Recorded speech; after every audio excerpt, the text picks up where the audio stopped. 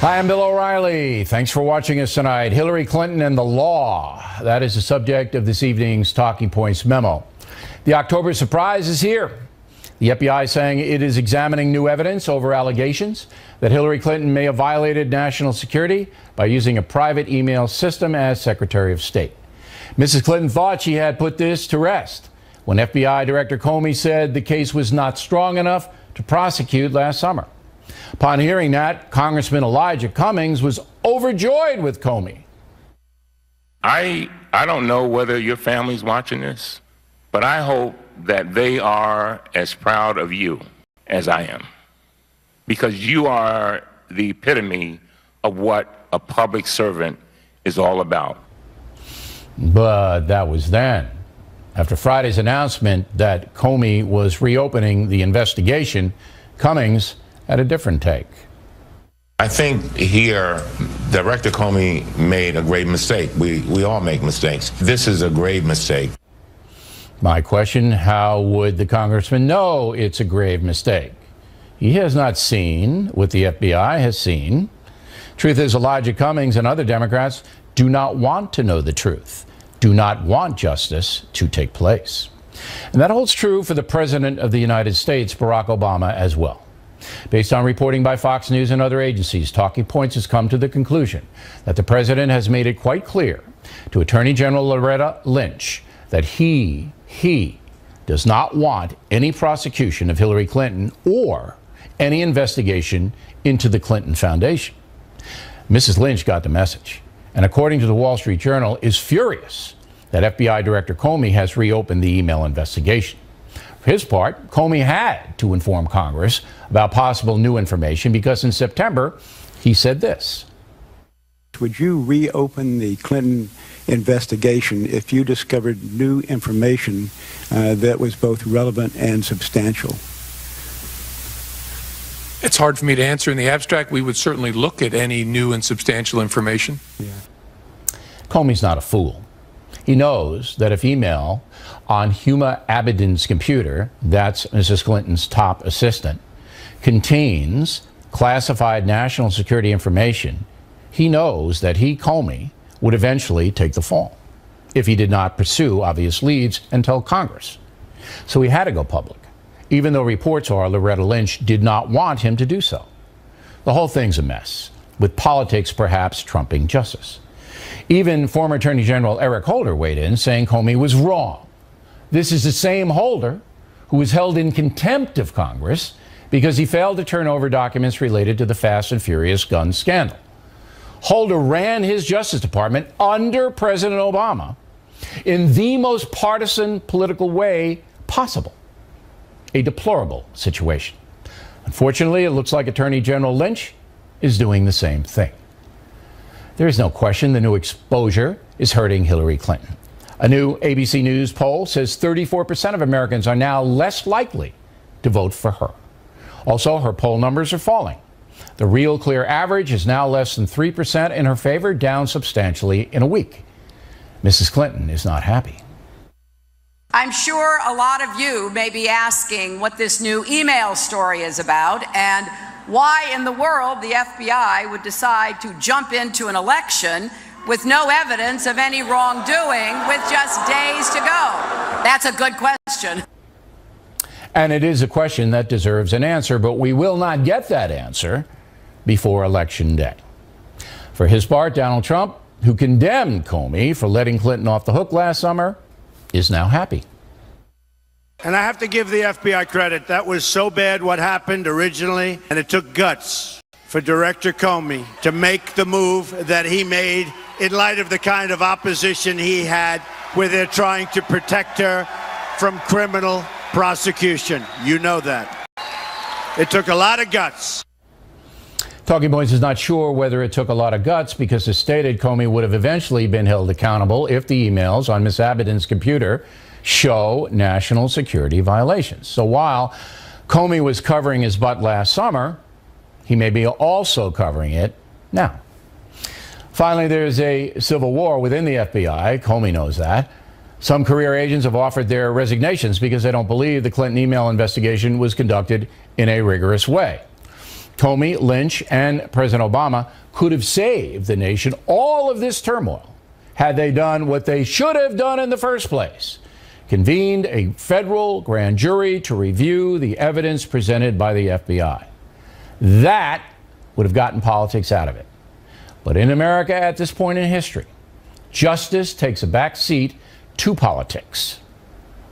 Not acceptable. And that's the memo. Now for the top story reaction. Joining us from Washington, Charles Krauthammer. And you say? Comey did the right thing. And Comey did the only thing he could do. He had absolutely no choice. There's no way when you've declared an investigation closed, and then you say, I would open it if I got new information. And he's presented with new information. How much of it he knows about the internals, we don't know. But he had no choice but to say that this is what's going on. Now, whether or not he knows that there is something that will torture in those emails, nobody right now is in a position to know, which makes it such an impossible situation. There are reports that the FBI agents who are looking at Ms. Abedin's computer, and this is Anthony Weiner's computer as well, both of them used it. There are reports they sat on this for a number of weeks. This just didn't happen. All right, so the FBI has been looking at this computer for a while. It seems to me that Comey never would, knowing now that Comey is a political player, never would have roiled the election unless somebody gave him a heads up, hey, this is serious. Well, according to what I've read, and you and I are depending on what we read on this was not brought to his attention for several weeks. So if you want to accuse anybody of sitting on it, that would be the people in the case in New York who were looking to prosecute Anthony Weiner. That would not be the Comey people here who were looking into Hillary's emails. That's not what I'm getting at. What I'm getting at is if the FBI agents have been looking at this computer for weeks, they know, all right, what's on it, at least in part.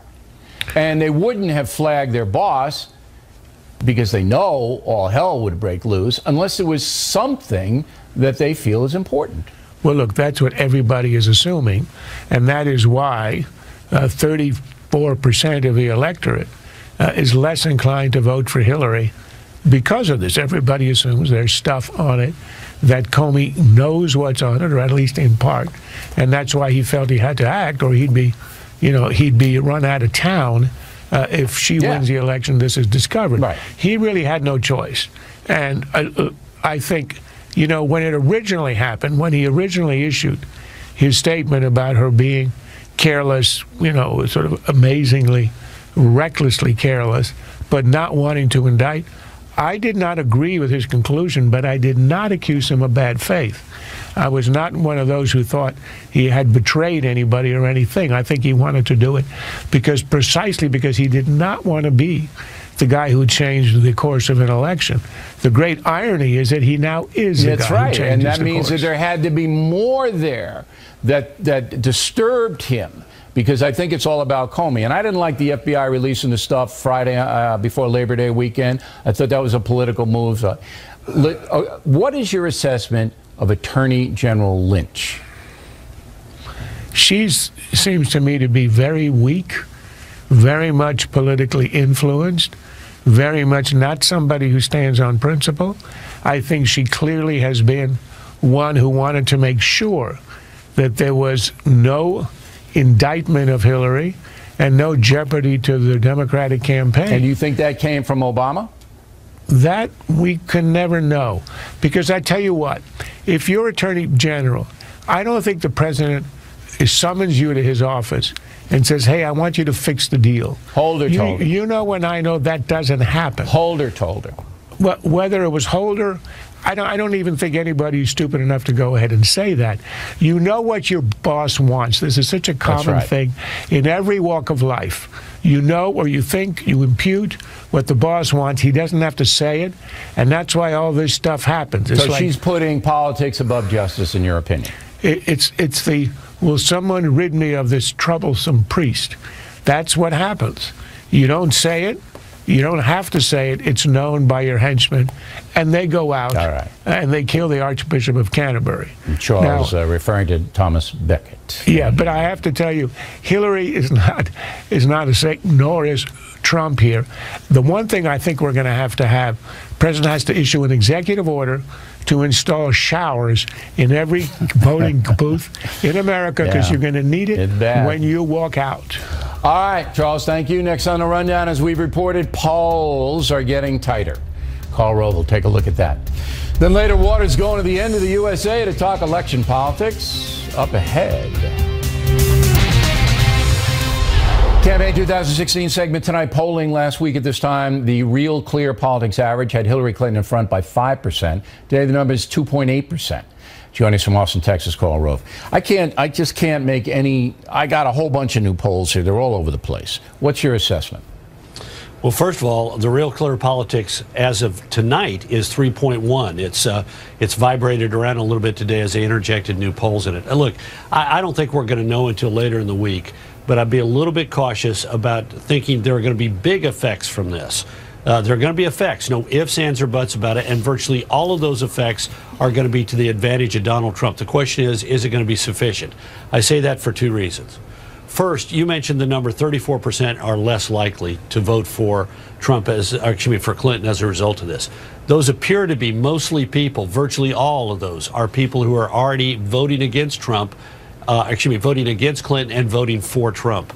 If you look inside that ABC Washington Post poll, 95% of Clinton supporters have an unfavorable opinion of Donald Trump. 90% of them strongly unfavorable. 97% of Trump supporters have an unfavorable opinion of Clinton. 90% of them strongly. Those are huge numbers. Now, what that means is there's not much pliability among those people. Sure, there are going to be a few Clinton people who are distressed about this and might not be inclined to vote. More importantly, there are going to be more people who are Trump supporters who are now enthused to turn out thinking their guy has a chance. But the conversions, the people who are going to go to the Trump column, they're to be found in that 7 or 8%. Sure, and the independent voters also. And a suppression of Hillary Clinton's vote. I mean, critical mass, if you're on the fence, you don't really like her, but you don't like Trump at all, you might go out, but now you're going, you know what? Enough's enough with this. And there's going to be more in the next 4 or 5 days. I expect the Democrats will throw something at Trump. There's going to be more. There's going to be more garbage coming out on both of them. So I expect a lower turnout than the Romney Obama race. Do you? I have for a long time. Now, we'll see if that's borne out. But yes, I do think as a percentage of the voting age population that there's likely to be and who does a that lower favor turnout. If, say, it's down 3 or 4%? Who does that favor? Well, it all depends. If it's among college-educated whites who supported Romney, it helps Clinton and hurts Trump. But if it is among younger voters and African-American voters and Latino voters, that hurts Clinton. So my sense is that we're going to see a little bit of both here. All right. Now, I got a couple of state polling. I don't know these polls. I mean, Nevada comes out today with Remington Research. That's a Republican firm, right? And Trump I'd up be by a little 4. bit. I'd be a little bit concerned about putting too much into any one poll, and particularly we had one good poll today, Survey USA. It's a reputable firm on Georgia. The other 4 polls that came out today that were state specific are Remington, which uses sort of robo phone calls. I'm not a huge fan of that. I'd take a look at those polls though in the context of what they do to the average. The Real Clear Politics average with all of those 5 states that were touched by the polls today. Pennsylvania, it's a 5-point advantage for Clinton with that new poll in. North Carolina, 3.9 for Clinton. Georgia, 3.4 for Trump. 5 point for Clinton in Colorado and 1.5 in Nevada. He's in striking distance here, and this is really critical there. I gotta go. Mr. Rove, thanks. Directly ahead, more evidence CNN was involved in dishonesty during a presidential debate. We will give you all the facts. It's very embarrassing. Up ahead.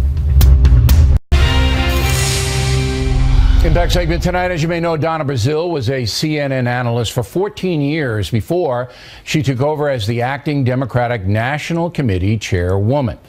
Now, according to hackers at WikiLeaks, emails show that while working for CNN, Ms. Brazile fed Hillary Clinton questions One of them was actually used in a CNN debate with Bernie Sanders and Mrs. Clinton.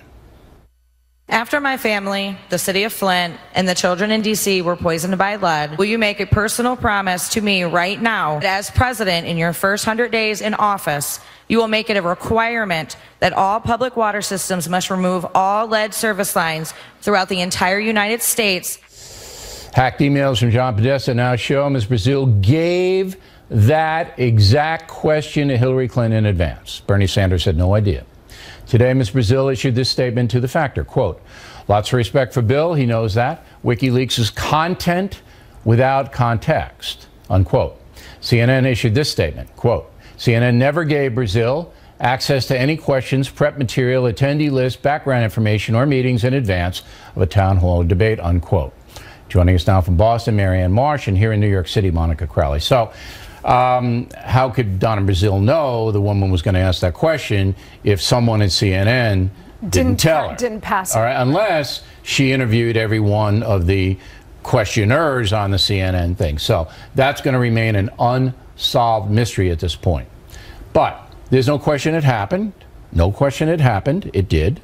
So how would, if you were Hillary Clinton, how would you have handled that? Would you have exposed it? I mean, taken it? What would you have done? Well, look, honest. Yeah, for a year and a half, Donald Trump and Bernie Sanders on the right and the left have been arguing that the system is corrupt and rigged to benefit those with power, influence, and money, a la Hillary Clinton. But if, right? again, come on, if you were Hillary, what would you have done? Well, because Hillary Clinton has been on the national scene for 25 years and benefited from this kind of rigged system and corruption, you've got to be out of your mind to think that she would have exposed So this if you somehow. were Hillary Clinton, you would not have, you would have Well, taken I'm it. a different person than Hillary Clinton. That's what I'm I would asking have you. exposed it because the integrity of our institutions and the truth are at risk here. You say you would have exposed it. Of course, if somebody brought it to my attention, you would have that I said was you would have tipped thrown off, Donna Brazile under the bus if you were Hillary Clinton? Well, I would have tried to do it under the radar a little bit. You know, I wouldn't have been like made a big public thing or gone to the New York Times,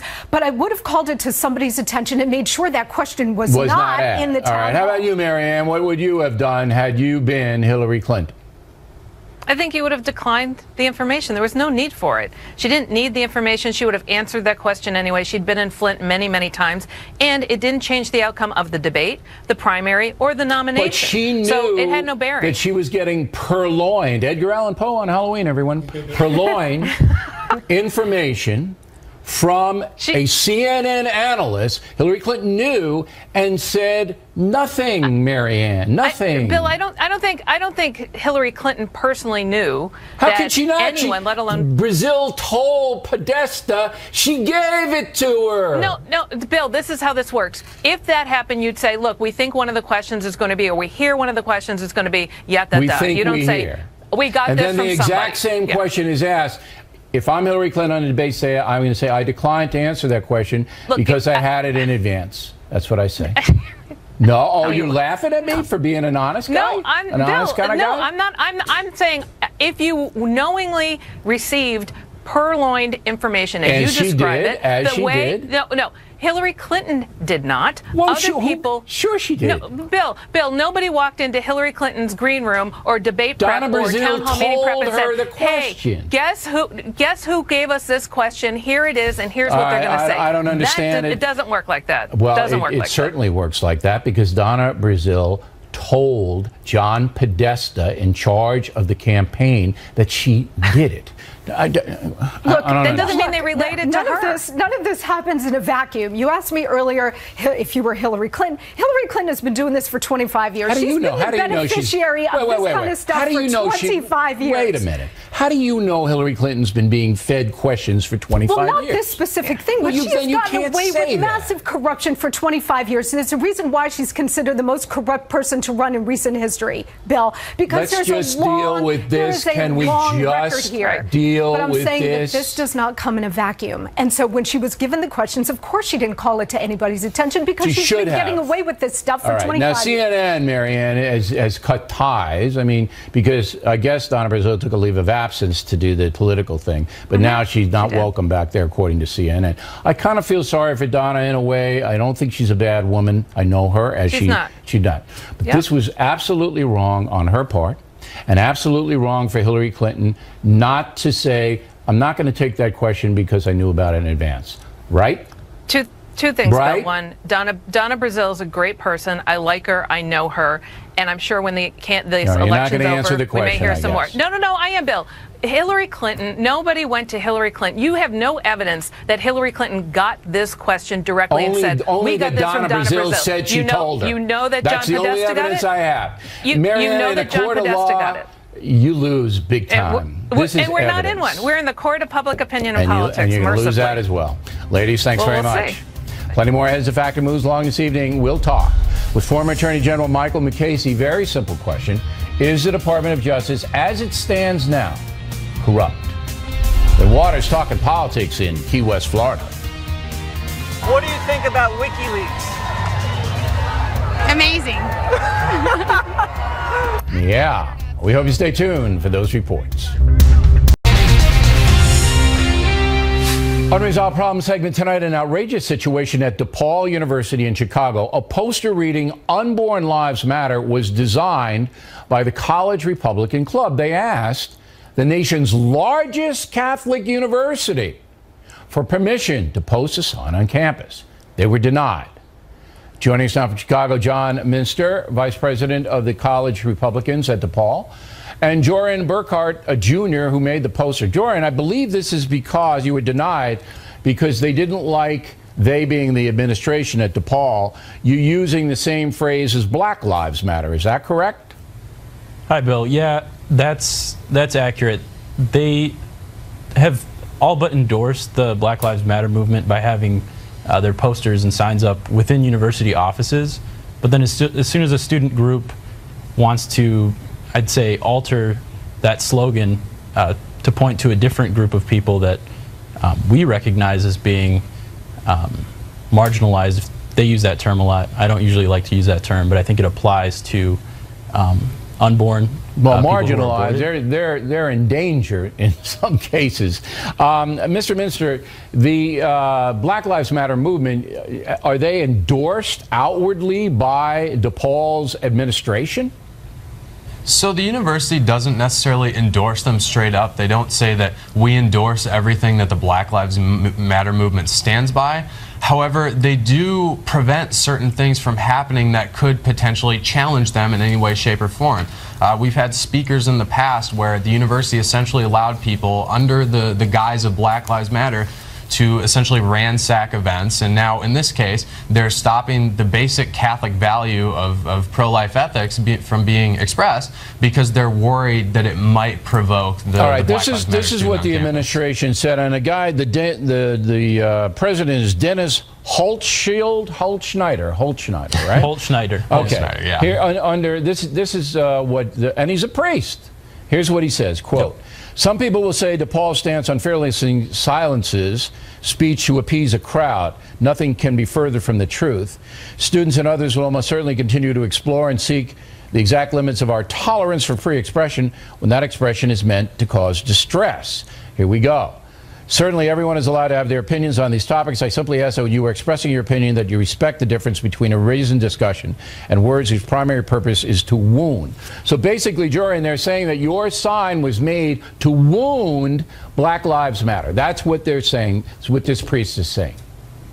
Yeah, I mean, any person with common sense would see the poster that I designed, and they wouldn't say that that's meant to wound. I would think about Black Lives Matter, to be honest.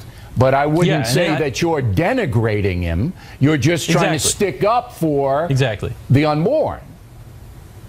Correct. I think I would add too, Bill, that 28% of abortions in this country are African American children, despite the fact that African Americans make up just 13% of the population. If you want to talk about Black Lives Matter, if you want to talk about not hearing people, I think standing up for those black unborn children is an important way to start. And I think this poster certainly expressed that to at least some extent, but apparently DePaul has no interest in actually allowing it's almost shocking to happen. At the nation's largest Catholic university, DePaul would do this. It's shocking, and there's no justification for it. You guys should continue to speak out on campus, write articles about it, bring it to the attention of the administration, and maybe they'll wise up, because this is really, really out there. Gentlemen, we appreciate you coming on tonight.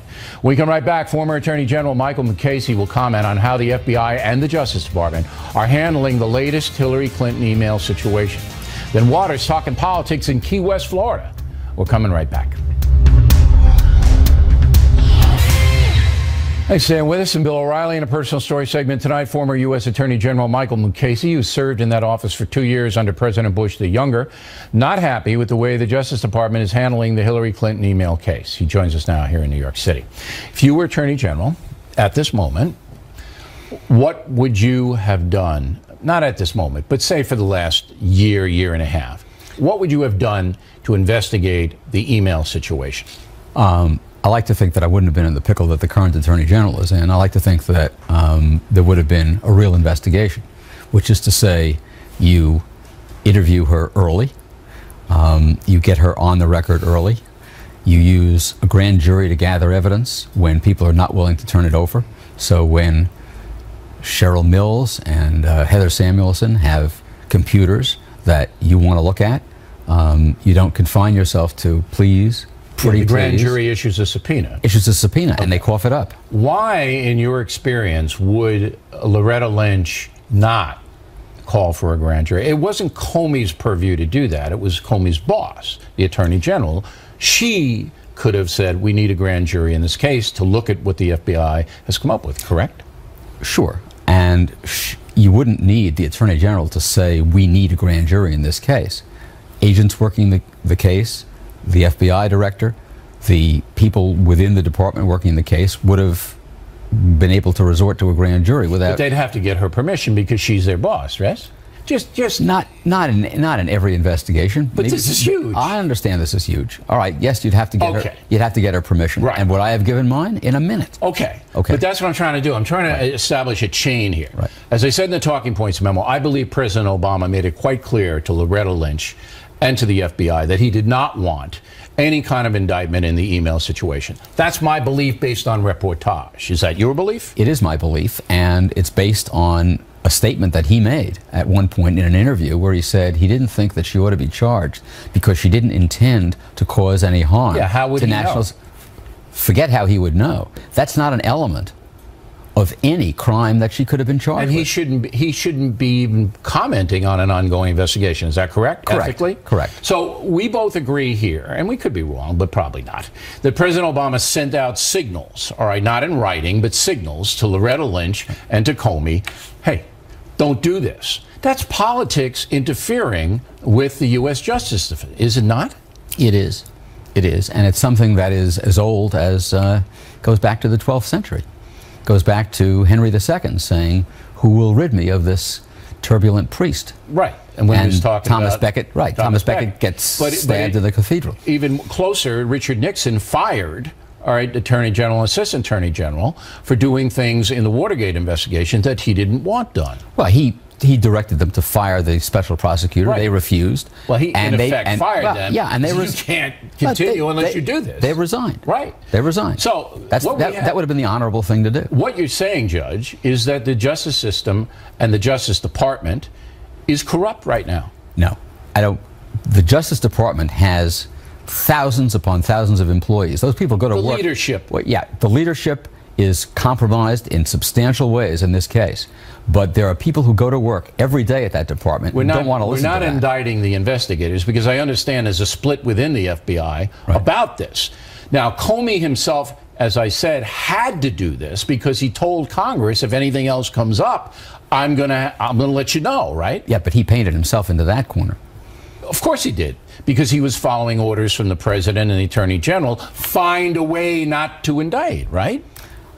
If that was the reason, I don't know, but he certainly appears that he was following the principle of the king's wish.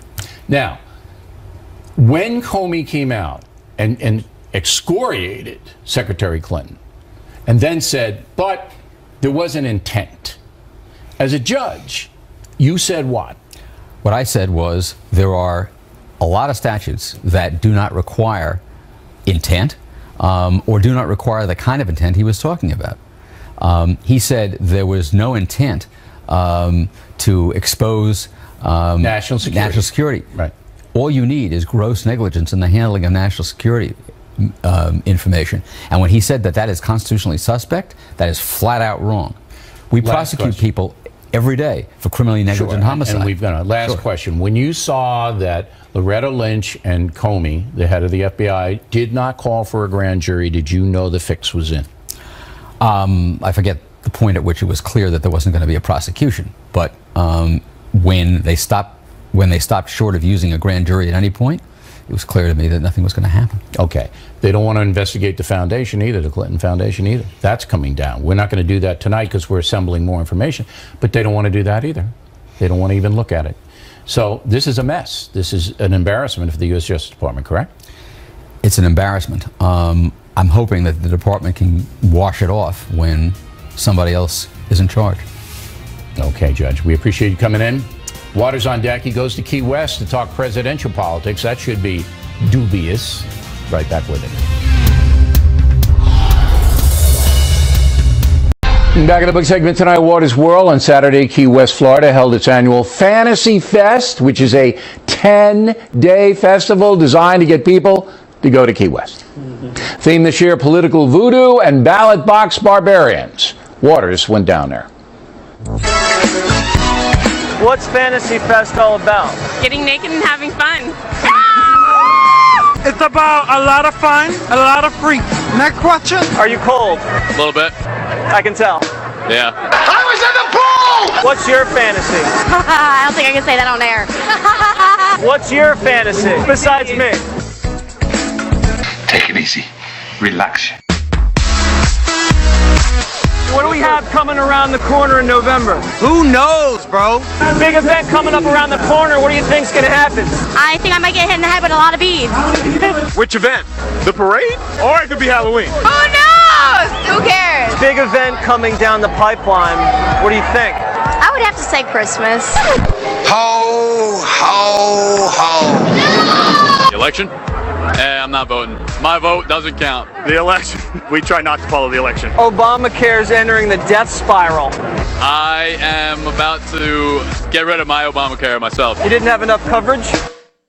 We're going streaking through the quad! Do you think we should bring in all these Syrian refugees to Key West? I think we should certainly bring in some, and that's the conundrum. Can they stay at your house? I'll take one! So they can spend the night at your house? Absolutely, as long as they're cute. Southern border, chaos, wall or no wall? There's already a wall there, idiot. Are you talking to me?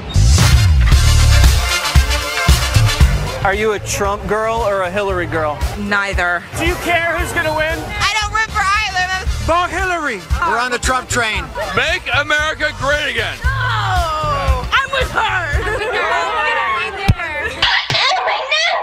Does Hillary's email situation concern you? No. Does anything concern you? No. Do you have second thoughts about Hillary after the FBI reopened the email investigation? They didn't reopen the investigation. They found other emails related to her, not from her server. How do you know that? Because I saw it on TV. Call it hunch. She was born guilty. You're about as innocent as Hillary. Even though she up and she was irresponsible, I still rather have her over Trump. I'd rather have someone who's had a car wreck than someone who's never driven. Here we are. Oh, yay! What do you think about WikiLeaks? Amazing. It seems like you and Trump have a lot in common. Absolutely, we're both jerks. Look what you did, you little jerk. Can I hold your staff? Yeah. It's a big staff. Okie dokie. You're a fan of The Factor? We all big time, and you. You know who I am, right? Absolutely. Tom Waters. Tom Waters. Tom Waters. And this is your world. And this is my world. Yeah. Ooh. God, you're a sick man.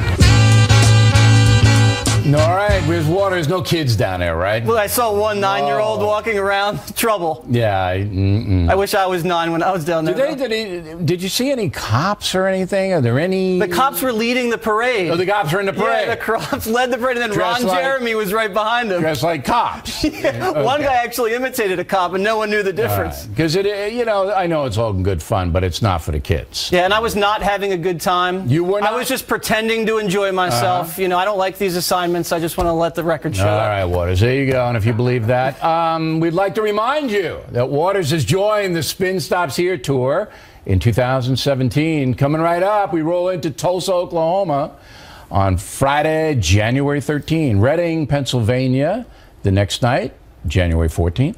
Omaha, Nebraska, Friday, March 24th. Tacoma Dome in Washington, Saturday, March 25th. Westbury, Long Island, my home field, Saturday, June 17th. Tickets make outstanding Christmas and Hanukkah gifts. Get them before they sell out. Info on BillO'Reilly.com. Factor tip of the day, young baseball player tragically killed in a boating accident. Now we know why. The tip, moments away. Factor tip of the day, why Jose Fernandez, the baseball star, was killed. In a moment. But first, Amazon has a special Kindle deal for Killing the Rising Sun. You might want to check that out. And if you would like signed editions of Rising Sun, please get those orders into BillO'Reilly.com now, because we're flooded. Again, they make great gifts for the season. Now the mail. Rich Valanet, Grays Lake, Illinois. Hey, Bill, been watching you for 15 years. Lately, you've been favoring the Clintons. Bud Mullins, Purcell, Oklahoma. Bill, your questions to Donald Trump were fair, but I never heard you say you agree with him. On occasion, I'll agree with something a politician says, and we'll state that. My job's to get information, not root for anybody. Mark Guzan, Pompano Beach, Florida. Bill, please stop interrupting Trump. Not going to happen with any politician. You want a monologue? Go to his rally, Mark. Knock yourself out. Ken Riley, Denville, New Jersey. Bill, when you interview Trump, you sound like you are superior. Is it because you are jealous of him? Absolutely, Ken. You nailed it. Robert Anderson, Naugatuck, Connecticut. What does the 20 mean next to the O'Reilly Factor logo? That we've been on the air for 20 years, Robert. Dr. Lawrence Tucker, Newport Beach, California. I'm an African-American physician who believes that social welfare programs handicap our community. I was born the product of a single mother, grew up in Compton, joined the Marines, and that took me out of the ghetto. I am supporting Trump for president. Quite a story, Doctor. Congratulations on achieving success in the marketplace and helping others most of all. Vladimir Chernevkov, Bel Air, Maryland. I am 14 and just finished Killing the Rising Sun. Bill, you and Martin Dugard do great work. Well, it's always good to hear. We appreciate you reading the book, Vlad. Good for you. And finally tonight, the factor tip of the day. On September 25th, Miami Marlins pitcher Jose Fernandez, 24 years old, a big star, one of the best pitchers in the league, was killed when his boat crashed into a jetty. On Saturday, toxicology reports were released showing Fernandez had cocaine in his system. He was also intoxicated by alcohol. His two friends, who also died, were found with intoxicants in their systems as well. So once again, young people die because of lack of self-control. Using cocaine or any other hard drug is dangerous. Those who sell hard drugs are vicious criminals. Our society is entirely too lax and justifies drug trafficking to the extent that it no longer carries a stigma. That is a disgrace. Factor tip of the day, if you use hard drugs and abuse alcohol, expect bad things to happen. And that is it for us tonight. Please check out the Fox News Factor website, different from BillO'Reilly.com. Also, we'd like you to spout up about the Factor from anywhere in the world. O'Reilly at FoxNews.com, O'Reilly at FoxNews.com. Name and town if you wish to opine. Word of the day, do not be a farceur. A farceur when writing to the Factor. All right, tomorrow we have Mike Pence, Governor Pence, entering the no spin zone, and that should be very interesting. Lots of questions for him.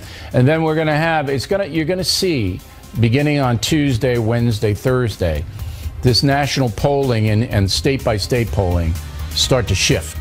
And we're also expecting Democrats to throw something at Trump. So stay with us every night this week. I'm Bill O'Reilly. Thanks again for watching us tonight. And please remember that the spin stops here, because we are definitely looking out for you.